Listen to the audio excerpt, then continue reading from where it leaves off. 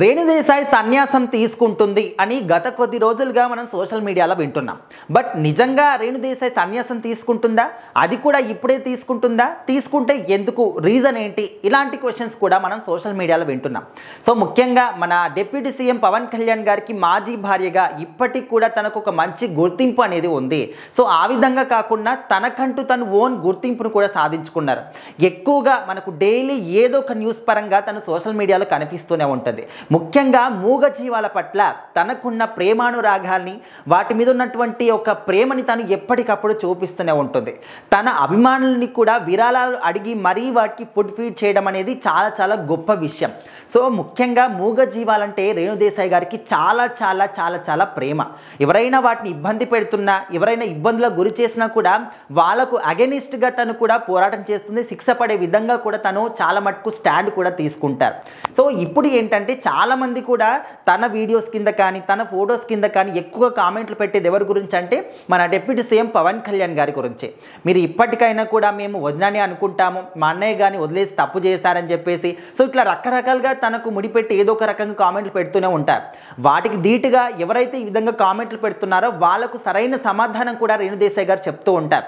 ఆ కామెంట్ల కింద రిప్లై ఇస్తూ ఉంటారు, లేకపోతే సపరేట్గా వీడియో తీసి మరి చాలా మటుకు కొన్ని సందర్భాల్లో కోపడిన సందర్భాలు కూడా ఉన్నాయి. సో ఇప్పుడు ఏంటంటే రీసెంట్గా మనం ఒక వీడియో చూసాం. ఇంకా నెక్స్ట్ ప్లాన్స్ ఏంటి రేణుదేశాయ్ గారు అని యాంకర్ అడిగినప్పుడు తను ఏంటంటే సన్యాసం తీసుకుంటాను అని చెప్పేసి సరదాగా మాట్లాడారనమాట. సో ఆ వీడియోని తీసుకొచ్చి అందరూ కూడా ఎక్కడికక్కడ షేర్ చేయడం, ఎక్కడికక్కడ మాట్లాడడం, ఆ వీడియో మీద వేరే వాళ్ళ అభిప్రాయాలు తీసుకోవడం ఇలాంటివి మనం చూసాం.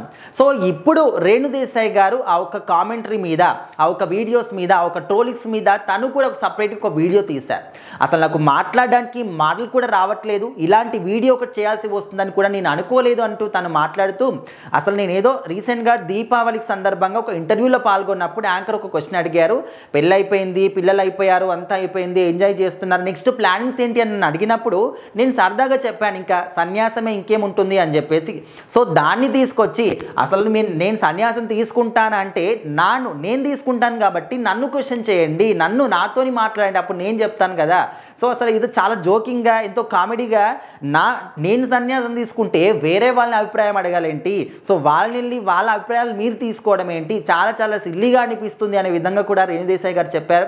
మెయిన్గా నేను స్పిరిచువల్, అది అందరికీ తెలిసిందే, నాకు కూడా తెలిసి నేను చాలా చాలా స్పిరిచువల్, నాకు గాడ్ అంటే చాలా ఇష్టం, కానీ నా పిల్లలే నాకు ఎక్కువగా ఇంపార్టెంట్, నా పిల్లల తర్వాతనే గాడ్, ఆ గాడ్ తర్వాత నన్ను నేను ప్రియారిటీ ఇచ్చుకుంటా అని చెప్పేసి తను చెప్పారు.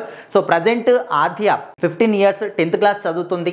తను అదేవిధంగా అఖిరానందన్, వీళ్ళిద్దరూ కూడా సెటిల్ అవ్వాలి, వీళ్ళు బాగా సెటిల్ అయిన తర్వాత అప్పుడు నేను సన్యాసం తీసుకుంటాను, అది కూడా ఎప్పుడు ముసలితనం వచ్చిన తర్వాత, మ్యాక్సిమం 55 ఏజ్ నుంచి 65 ఆ రేంజ్లో తీసుకుంటాను. డెఫినెట్లీ అది జరుగుతుంది, బట్ ఇప్పుడే తీసుకుంటాను, ఇంకా మీరేదో మాట్లాడుకోవడం, నా గురించి మీరు మాట్లాడుకోవడం ఇదంతా కూడా సరైన పద్ధతి కాదు. అసలు నేను ఏది మాట్లాడినా కూడా టకటక మాట్లాడేస్తాను, కానీ దీని గురించి మాట్లాడాలంటే నాకు మాటలు కూడా రావట్లేదు అంటూ రేణుదేశాయ్ గారు చాలా అంటే కొంచెం ఫన్నీగా, కొంచెం అంటే మాట్లాడినట్టు ఏదో ఒక రకంగా ఫీల్తో తనైతే వీడియో చేయడం జరిగింది. సో మొత్తానికి తను సన్యాసం ఇప్పుడే తీసుకుంటుందా అంటే తను ఇప్పుడు తీసుకోవడానికి రెడీగా లేరు. జస్ట్ తన పిల్లలు ఇద్దరూ కూడా సెటిల్డ్ అవ్వాలి, దేవుడి కన్నా కూడా నా పిల్లలే నాకు చాలా ఇంపార్టెంట్, సో మరి వాళ్ళు సెటిల్డ్ అయిన తర్వాత నాకు సర్టెన్ ఏజ్ వచ్చిన తర్వాత అప్పుడు తీసుకుంటానని చెప్పేసి అయితే తను ఒక క్లారిటీ మాత్రం ఇచ్చారు.